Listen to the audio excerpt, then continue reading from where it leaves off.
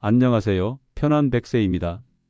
건강을 위해 드신 보약이 오히려 병원 응급실로 보낼 수 있다는 사실 알고 계신가요? 지금부터 말씀드릴 내용은 여러분의 생명과 직결된 이야기입니다. 지난달 75세 김순자 할머니가 응급실에 실려왔습니다. 6개월 동안 건강하게 지내려고 홍삼정을 꾸준히 드셨던 분이었죠. 그런데 갑자기 온몸이 노래지고 극심한 복통에 시달리게 되었습니다.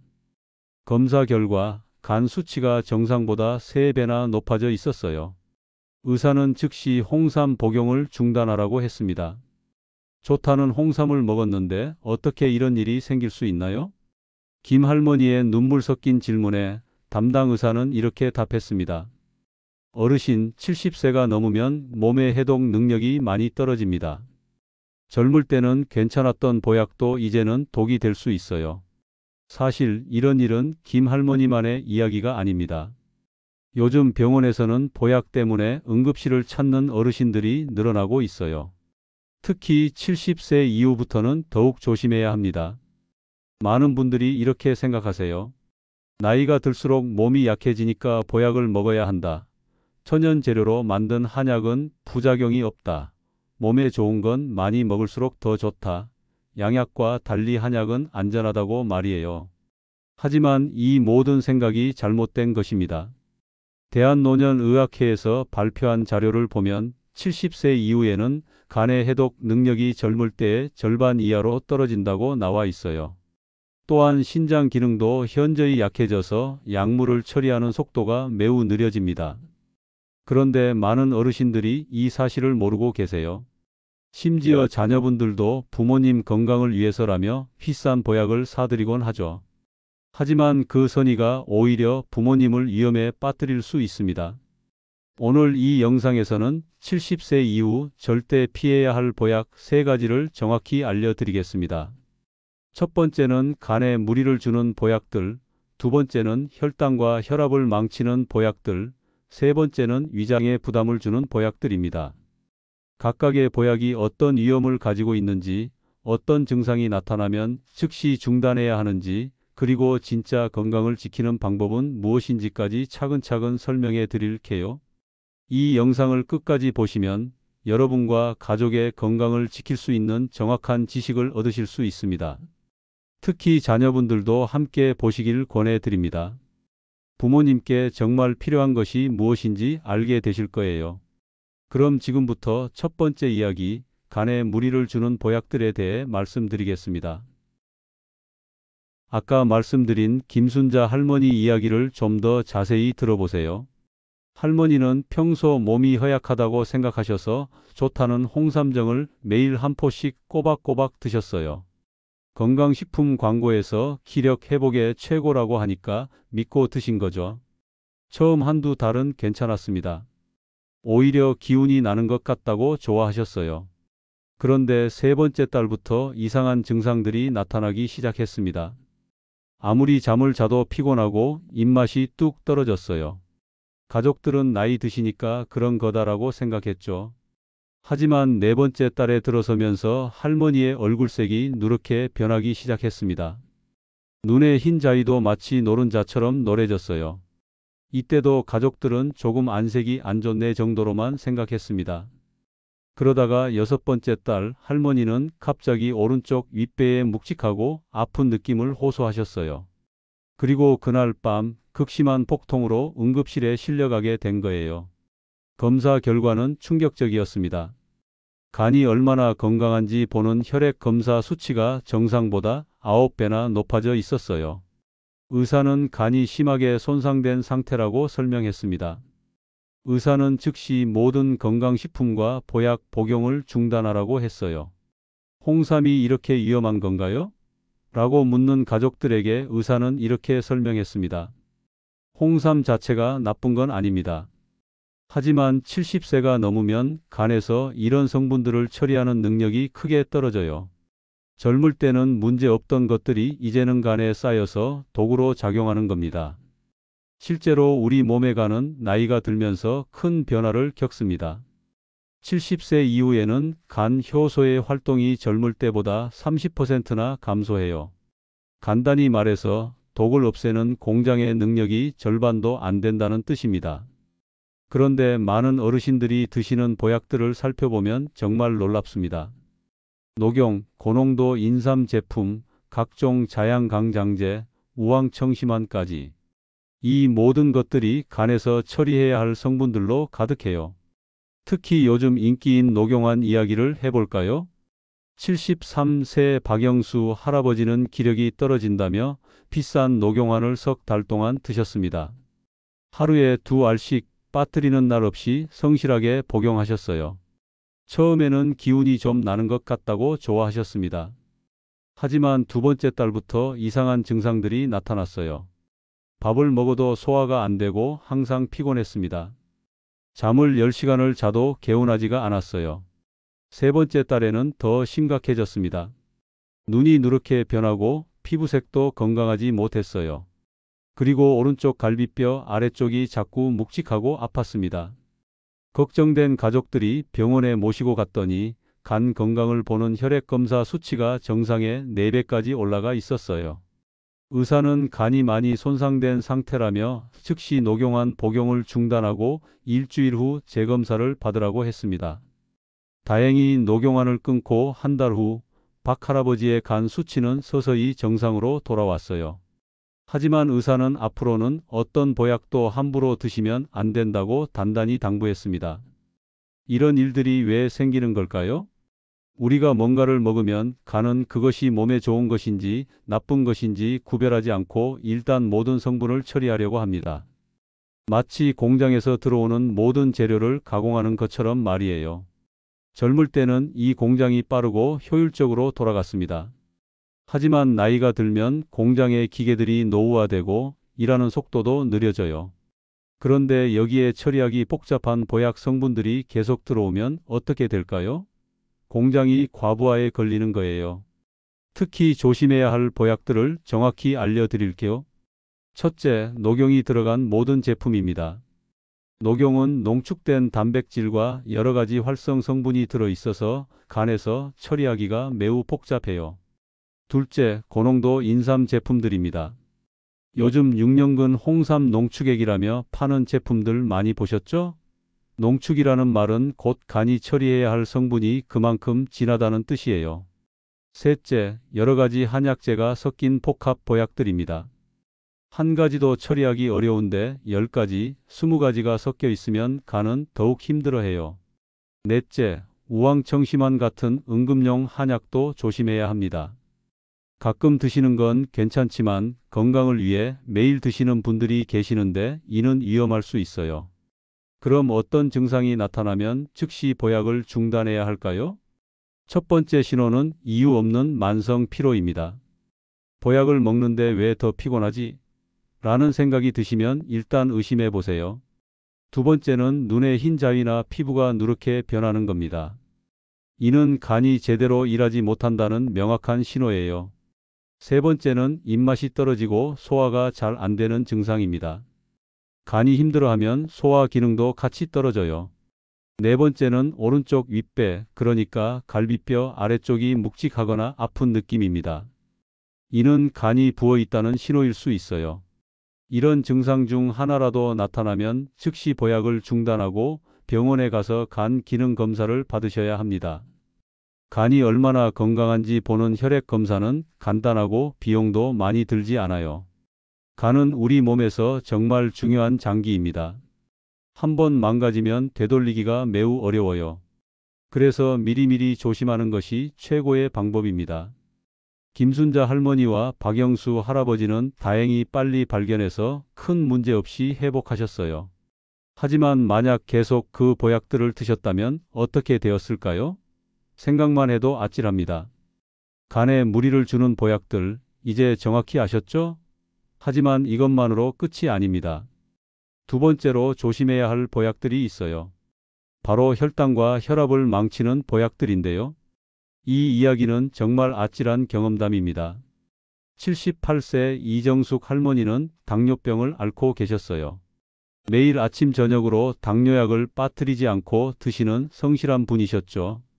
혈당 관리도 잘 되고 있었고 의사도 잘 관리하고 계시네요 라고 칭찬해 주곤 했습니다. 그런데 어느 날 딸이 홍삼정을 사왔어요. 엄마, 이거 면역력에 좋다고 하니까 매일 한 포씩 드세요 라며 정성스럽게 챙겨드렸습니다. 할머니도 딸이 사준 건데라며 기쁘게 받아들이셨어요. 처음 2주 정도는 별다른 증상이 없었습니다. 오히려 기운이 좀 나는 것 같다고 좋아하셨어요. 하지만 세 번째 주부터 이상한 일들이 벌어지기 시작했습니다. 아침에 일어나면 어지러움을 느꼈어요. 처음에는 그냥 그런가 보다 하고 넘어갔습니다. 그런데 며칠 후부터는 손이 떨리기 시작했어요. 물컵을 들 때도 살짝 흔들릴 정도였습니다. 한 달이 지나면서 증상은 더욱 심해졌습니다. 갑자기 식은땀이 나면서 가슴이 두근거렸어요. 시야도 가끔 흐려졌습니다. 가족들은 혈당이 불안정한가 보다라고 생각해서 병원에 모시고 갔어요.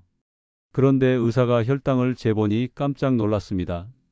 혈당이 50까지 떨어져 있었어요. 정상 혈당이 100 이상인데 말이에요. 의사는 즉시 지금 당장 뭔가 단 것을 드세요 라고 했습니다.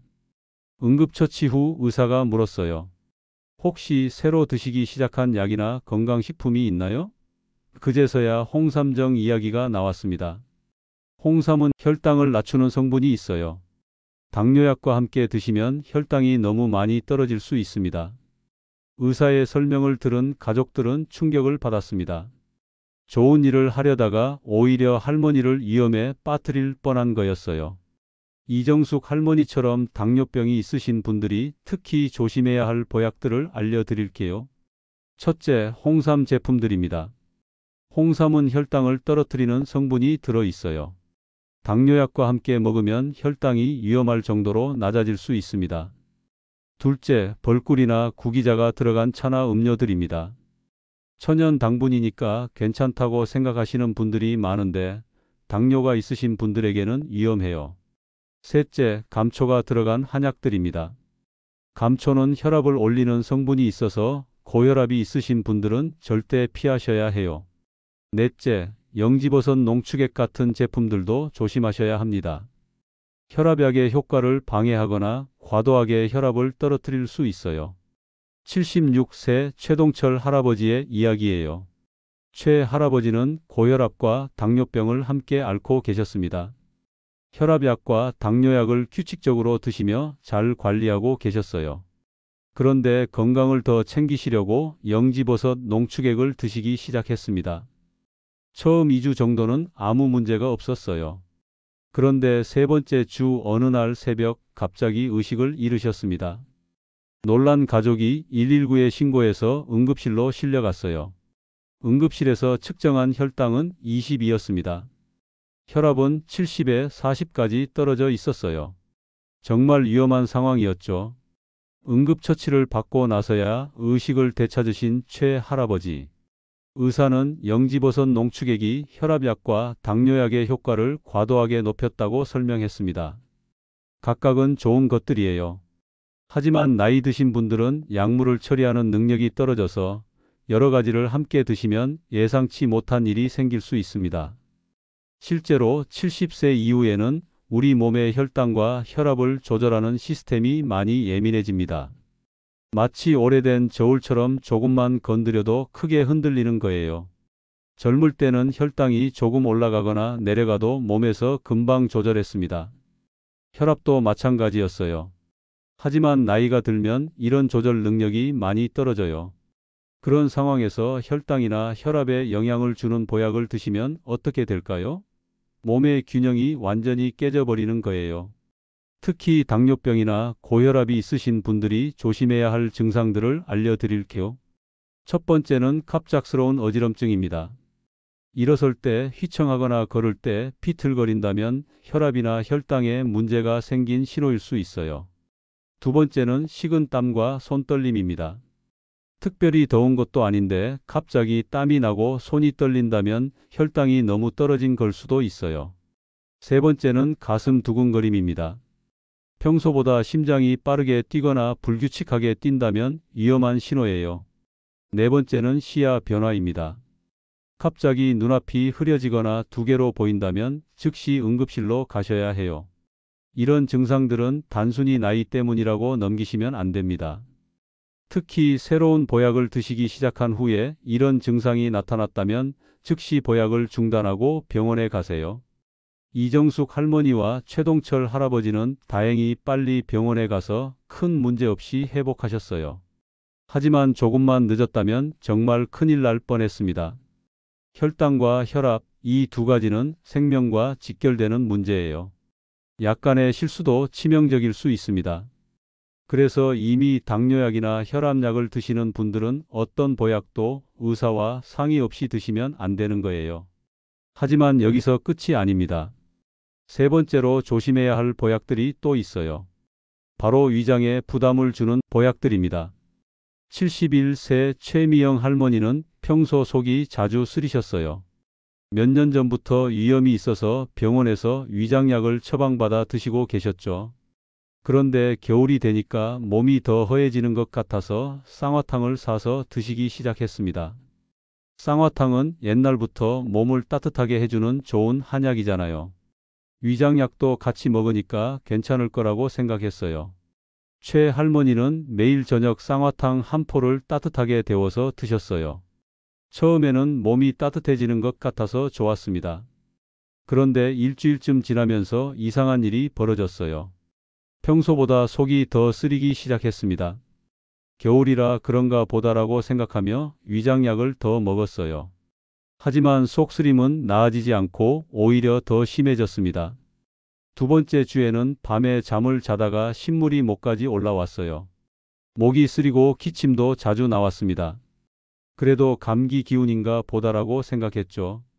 세 번째 주부터는 정말 힘들어졌습니다. 밥을 먹고 나면 명치 부근이 타는 것처럼 아팠어요. 속도 더부룩하고 소화가 전혀 안 되었습니다. 심지어 목소리까지 쉬어버렸어요. 참다 못한 최 할머니가 병원에 가서 위내시경을 받았습니다. 결과는 충격적이었어요. 원래 있던 위염이 훨씬 심해져서 위 안쪽이 빨갛게 헐어 있었습니다. 식도도 염증이 생겨서 상처가 나 있었어요. 선생님, 저는 위장약도 잘 먹고 있는데 왜 이렇게 심해진 건가요? 의사가 복용 중인 약들을 확인해 보니 쌍화탕이 문제였습니다. 쌍화탕에는 계피, 생강 같은 성분이 들어 있어요. 이런 성분들이 위산 분비를 늘려서 위염을 악화시킬 수 있습니다. 특히 나이 드신 분들은 위 점막이 얇아져서 자극에 더 민감해요. 최 할머니는 그제서야 쌍화탕을 끊었습니다. 한 달 후 다시 검사를 받아보니 위염이 많이 좋아져 있었어요. 하지만 완전히 회복되기까지는 석 달이나 걸렸습니다. 이런 일이 왜 생기는 걸까요? 우리의 위장은 나이가 들면서 많은 변화를 겪습니다. 위 점막이 얇아지고 위산 분비도 불규칙해져요. 또한 음식이 아래로 내려가는 통로인 식도의 문도 제대로 닫히지 않게 됩니다. 젊을 때는 매운 음식을 먹어도 금방 괜찮아졌죠. 하지만 나이가 들면 작은 자극에도 위장이 크게 반응해요. 마치 얇은 종이처럼 쉽게 찢어질 수 있는 상태가 되는 거예요. 그런데 많은 어르신들이 드시는 보약들을 보면 위장에 자극을 주는 성분들이 가득합니다. 첫째, 쌍화탕입니다. 계피, 생강, 대추 등이 들어있는데 이런 성분들이 위산을 많이 나오게 해서 위를 자극해요. 둘째, 보중이 끼탕 같은 한약들입니다. 소화를 돕는다고 하지만 오히려 위산 분비를 과도하게 늘려서 위염을 악화시킬 수 있어요. 셋째, 알코올이 들어간 한방 액기스들입니다. 소량이라도 알코올은 위 점막을 직접 자극하기 때문에 위염이 있으신 분들에게는 독이나 마찬가지예요. 넷째, 농축된 한약재 환제들입니다. 농축이라는 것은 자극 성분도 함께 진해진다는 뜻이거든요. 위장에 문제가 생기면 나타나는 증상들도 정확히 알아두세요. 첫 번째는 식후에 속이 더부룩하고 소화가 안 되는 겁니다. 음식을 조금만 먹어도 배가 빵빵해지고 답답해요. 두 번째는 명치 부근이 타는 듯이 아픈 증상입니다. 특히 공복일 때나 밤에 더 심해져요. 세 번째는 밤에 신물이 목까지 올라오는 겁니다. 잠을 자다가 목이 쓰려서 깨거나 기침을 하게 돼요. 네 번째는 목소리가 쉬고 기침이 자주 나는 증상입니다. 이는 위산이 식도까지 올라와서 목을 자극하기 때문이에요. 이런 증상들 중 하나라도 새로운 보약을 드신 후에 나타났다면 즉시 복용을 중단하세요. 그리고 인내시경 검사를 받아보시는 것이 좋습니다. 최미영 할머니는 지금 쌍화탕을 완전히 끊고 위장약만 드시고 계세요. 위염도 많이 좋아지셨고 밤에 신물 올라오는 일도 없어졌습니다. 진작 끊을 걸 그랬다며 후회하고 계시지만 늦지 않아서 다행이었어요. 위장은 우리가 매일 음식을 소화하는 중요한 기관입니다. 한번 망가지면 평생 불편하게 살아야 해요. 그래서 미리미리 조심하는 것이 최고의 방법입니다. 간에 무리를 주는 보약, 혈당과 혈압을 망치는 보약, 그리고 위장에 부담을 주는 보약까지. 이 세 가지만 피해도 여러분의 건강을 지킬 수 있어요. 그럼 이제 정말 중요한 이야기를 해 드릴게요. 진짜 건강을 지키는 올바른 방법은 무엇인지 말입니다. 김순자 할머니, 이정숙 할머니, 최동철 할아버지, 최미영 할머니. 이분들의 공통점이 뭔지 아시나요? 모두 건강해지려고 노력하신 분들이라는 겁니다. 하지만 잘못된 방법을 선택하셨죠. 다행히 지금은 모든 분들이 건강하게 지내고 계세요. 어떻게 회복하셨을까요? 특별한 비법이 있었던 건 아니에요. 아주 간단하고 기본적인 것들을 꾸준히 하셨을 뿐입니다. 먼저 아침에 일어나서 가장 먼저 하는 일부터 바꾸셨어요. 차가운 물 대신 미지근한 물 한 컵을 천천히 마시는 거예요. 이렇게 하니까 잠들어 있던 위장이 부드럽게 깨어나고 하루 종일 소화가 편해졌다고 하세요. 식사도 달라졌습니다. 예전에는 나이 들어서 소화 안 되니까 하며 죽이나 미음만 드셨는데 이제는 계란이나 두부 같은 단백질과 나물, 채소를 골고루 드세요. 처음에는 이런 걸 어떻게 다 먹으라고 하셨지만 몇 주 지나니까 오히려 기운이 나고 살도 찌셨어요. 가장 큰 변화는 매일 밖으로 나가시는 거였어요. 그냥 나가시는 게 아니라 오전 10시쯤 햇볕이 따뜻할 때 20분 정도 천천히 걸으세요. 그게 무슨 운동이냐고 하실 수도 있지만 이게 정말 중요한 거예요. 햇볕을 쬐면 우리 몸에서 비타민 D가 만들어져요. 이 비타민 D가 뼈를 튼튼하게 하고 면역력도 높여줍니다. 그리고 적당한 걷기는 혈액순환을 돕고 근육이 빠지는 것도 막아줘요. 이정숙 할머니는 보약 대신 햇볕이 진짜 보약이었다고 말씀하세요. 실제로 혈당도 안정되고 기분도 좋아지셨거든요. 하지만 때로는 영양제가 필요할 수도 있어요. 다만 무작정 먹는 게 아니라 병원에서 검사를 받고 정말 부족한 것만 보충하는 거예요. 최미영 할머니는 혈액 검사를 받아보니 비타민 D가 많이 부족했어요. 그래서 의사가 처방해준 비타민 D를 석 달 동안 드셨더니 무릎도 덜 아프고 감기도 안 걸리시더라고요. 최동철 할아버지는 비타민 B12가 부족해서 보충하고 계세요. 이것만 드셔도 기억력이 좋아지고 입맛도 돌아왔다고 하시거든요. 중요한 건 검사 없이 나이 드니까 이거 저거 다 부족할 거야 라며 여러 가지를 한꺼번에 드시면 안 된다는 겁니다. 정말 부족한 것만 정확히 찾아서 보충하는 거예요. 그리고 무엇보다 중요한 건 정기 건강검진입니다. 김순자 할머니는 이제 석 달에 한 번씩 간 기능 검사를 받으세요. 수치가 정상으로 유지되고 있어서 의사도 잘 관리하고 계시네요 라고 칭찬해 주신다고 해요. 여기서 자녀분들께 특별히 드리고 싶은 말씀이 있어요. 부모님께 정말 필요한 건 비싼 보약이 아니에요. 함께 밥을 먹고 병원에 모시고 가고 안부를 묻는 그런 관심이에요. 이정숙 할머니 딸은 이제 보약 대신 일주일에 한 번씩 찾아가서 함께 산책을 해요. 엄마가 훨씬 밝아지셨다고 하시더라고요. 최동철 할아버지 아들은 아버지와 함께 병원에 가서 의사 설명을 같이 들어요. 아버지 혼자 가시면 놓치는 게 많더라며 이제는 꼭 동행한다고 하세요. 좋다고 해서 보약을 사드리는 것보다 이런 관심과 동행이 부모님께는 훨씬 큰 힘이 돼요. 마지막으로 응급 상황에 대비하는 법도 알려드릴게요. 혹시 부모님이 갑자기 어지러워 하시거나 의식이 흐려지시면 우선 안전한 곳에 눕히세요. 그리고 최근에 드시기 시작한 보약이나 약이 있는지 확인해 보세요. 119에 신고할 때는 70세 이상이고 당뇨약 또는 혈압약을 드시고 최근에 홍삼 또는 한약을 드셨다는 식으로 정확히 알려주세요. 이런 정보가 있으면 응급실에서 훨씬 빠르게 치료받을 수 있어요. 그리고 평소에 복용 중인 약과 보약 목록을 종이에 적어서 지갑에 넣어 두시거나 휴대폰에 사진으로 찍어 두세요. 응급 상황에서 정말 도움이 됩니다. 건강한 노후는 특별한 비법이 있는 게 아니에요.